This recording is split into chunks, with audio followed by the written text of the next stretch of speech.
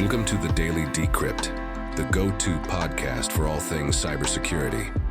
Get ready to decrypt the complexities of cyber safety and stay informed. Today is February 1st, 2024, the most important day of your life. Here is your host, Offset Keys. Good morning, cybersecurity fans. Thanks for tuning in. Today we're going to be talking about what's known as SOHO devices, or small office or home office devices, such as network routers and stuff, how they're being targeted and how they're vulnerable. Then we're just going to talk about AI's place in cybersecurity and the good things that it's doing for the industry as a whole. Okay, so our first article includes lots of new acronyms for our listeners. So it comes from the Cybersecurity and Infrastructure Security Agency, CISA, and it focused on a critical cybersecurity alert that they put out about small office or home office devices, or SOHO devices. So this stems from the activities of the Volt Typhoon Group, who are known for their sophisticated cyber attacks originating from the People's Republic of China. This group has a history of targeting vulnerabilities in global networks, but they now focus on SOHO routers. What's compelling about this story is not only the group's history, but also the specific vulnerabilities they exploit.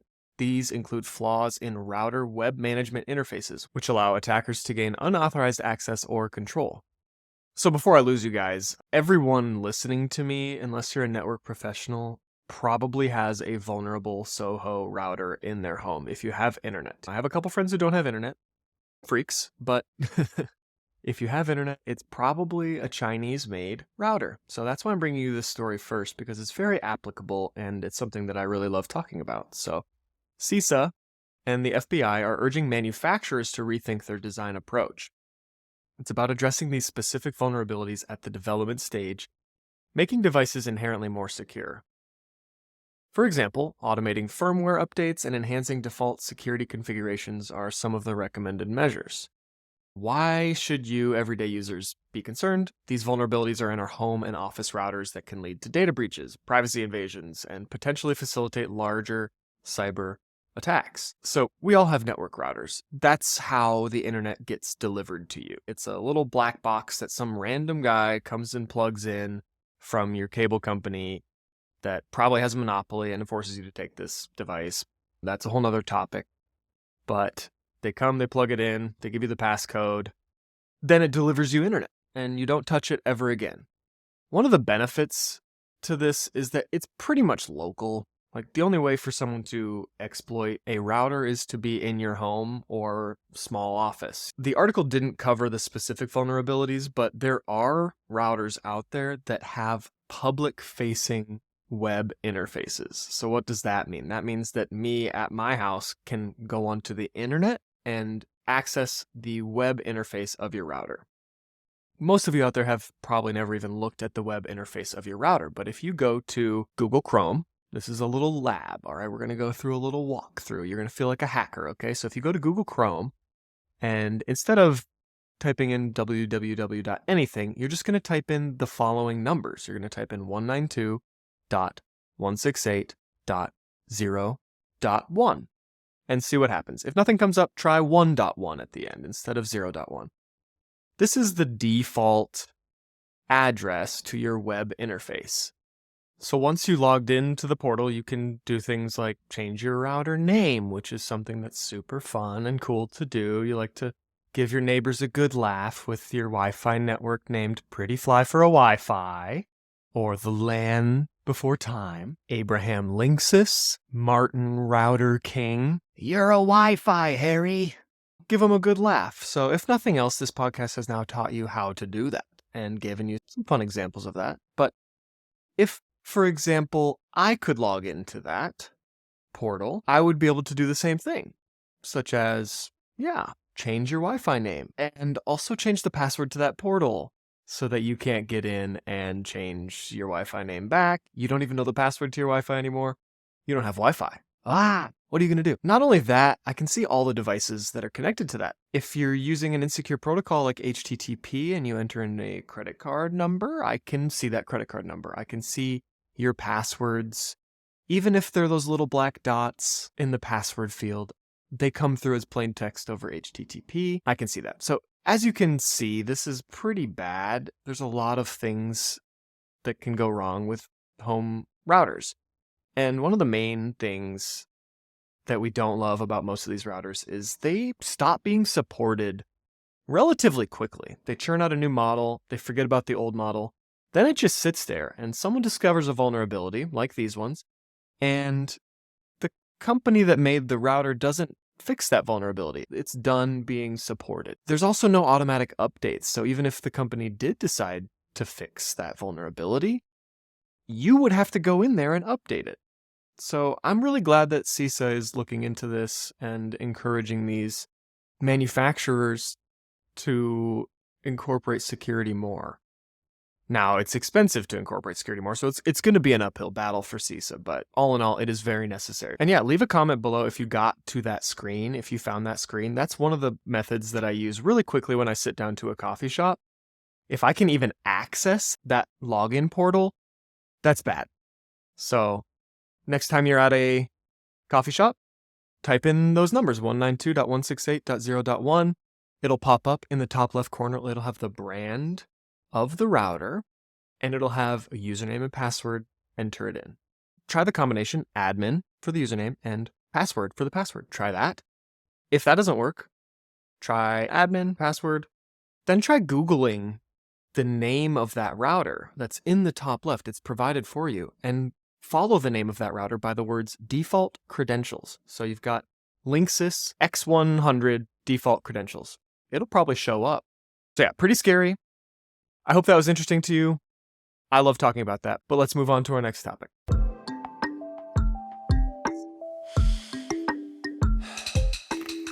Okay, so yeah, I just wanted to talk a little bit about AI's role in cybersecurity and network management. I was reading an article by HelpNet Security, which highlights an innovative leap in network monitoring, brought to us by Kentik, launching its AI product. This tool significantly enhances network observability, empowering engineers and developers to troubleshoot complex networks more effectively. What's fascinating here is the way that Kentik AI transforms the network management landscape utilizing generative AI. It introduces features like Kentik Query Assistant and Kentik Journeys.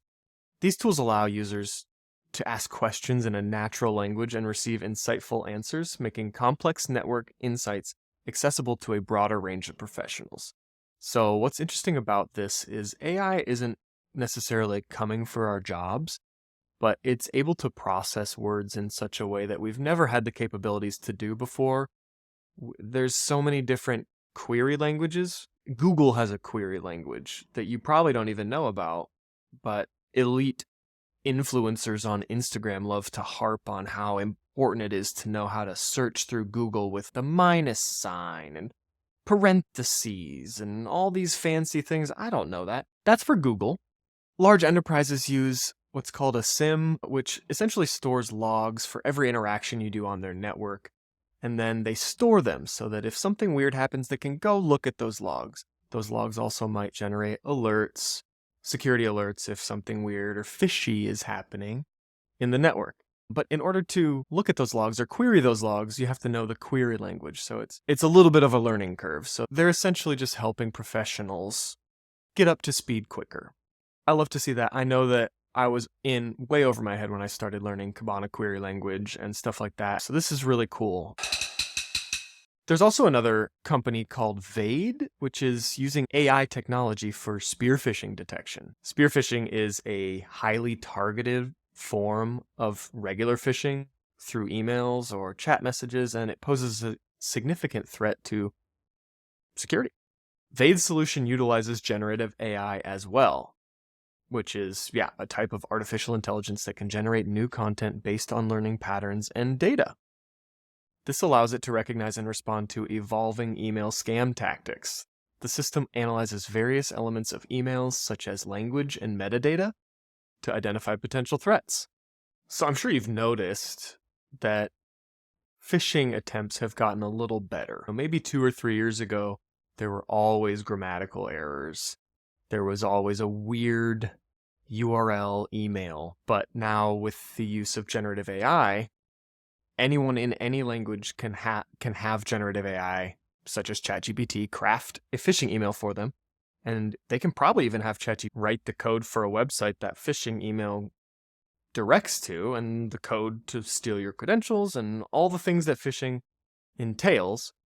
ChatGPT can make that much more accessible to low-level attackers, really basic stuff. So it's really great that defenders are also utilizing generative AI to help identify phishing emails. Hopefully, this will make these security products a little cheaper and more accessible to smaller companies. There's already products on the market that intercept all link clicks from an email, run them through scans, check their behaviors before anyone can click on them, but that's an exclusive things to larger enterprises and really security-minded companies, which we're still a little behind on. Really excited for this age of AI. It's not necessarily coming for our jobs, it's just making the work we do a little easier. If you're a cybersecurity professional, learn the stuff you're asking ChatGPT to do for you. Don't just feed it logs and say, what do I do next? That's good for a starting point, but make sure you're learning the stuff, because if you don't, they are going to be coming for your jobs.